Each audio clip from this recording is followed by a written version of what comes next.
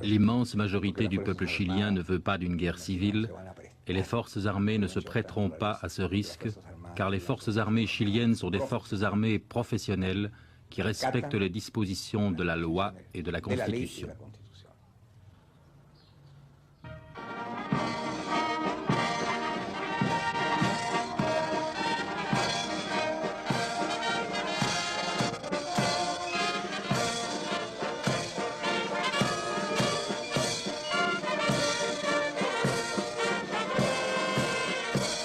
Ainsi donc, une certaine logique est sauve. Comme en Espagne en 1936, comme en Argentine en 1955, comme au Brésil en 1964, comme en Grèce en 1967, au Chili en ce mois de septembre 1973, l'armée, chargée en principe de défendre le pays contre les dangers extérieurs, l'armée a défendu, une fois de plus, l'ordre des possédants contre l'ordre de ceux qui réclament plus de justice économique et sociale. L'armée, que le président Allende croyait respectueuse de la Constitution, l'armée chilienne a choisi son camp, le camp de ceux qui ont tout, contre le camp de ceux qui n'ont rien.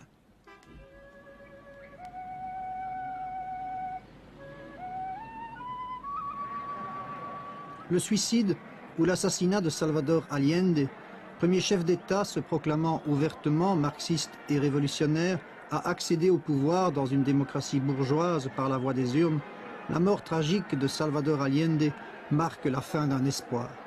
L'espoir de millions de travailleurs, paysans, ouvriers, étudiants, intellectuels, au Chili mais aussi ailleurs dans le monde, l'espoir de réaliser un jour pacifiquement, dans l'ordre et la légalité, le socialisme auquel ils aspirent.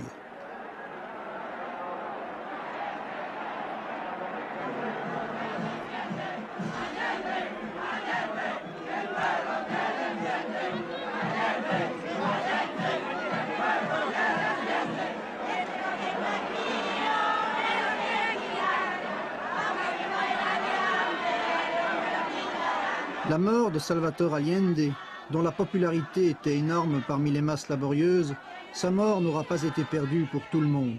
Dès l'annonce du coup d'État militaire, le prix du cuivre à la bourse de New York, cuivre dont le Chili est le troisième producteur mondial, le prix du cuivre a subi une hausse sensible. Ce n'est pas un hasard.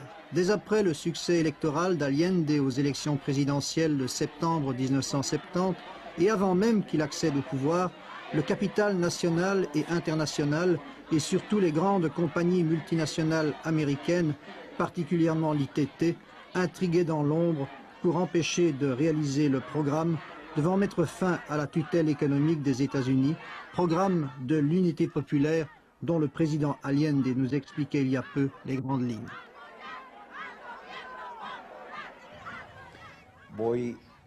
Je vais synthétiser ce qui me semble être le fait le plus significatif et le plus important de l'unité populaire.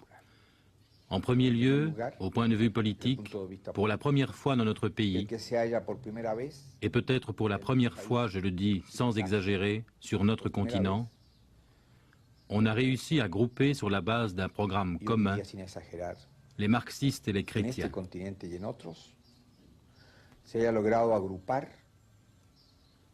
Sobre la base de un programa común a laicos, marxistas y cristianos. C'est un programme qui est en accord avec la réalité chilienne, son histoire et ses traditions, ses combats. Un programme destiné à obtenir l'indépendance économique et la pleine souveraineté politique. Un programme anti-impérialiste, anti-monopole, anti-latifundiste et destiné à nationaliser les richesses principales aux mains des capitaux étrangers, à approfondir la réforme agraire, à contrôler le système bancaire et le commerce exportation-importation. Nous l'avons dit, le gouvernement d'Union populaire n'est pas un gouvernement socialiste. Nous sommes un gouvernement transitoire vers le socialisme, pour ouvrir le chemin au socialisme. Notre gouvernement est profondément et totalement anti-impérialiste anti-oligarchique et anti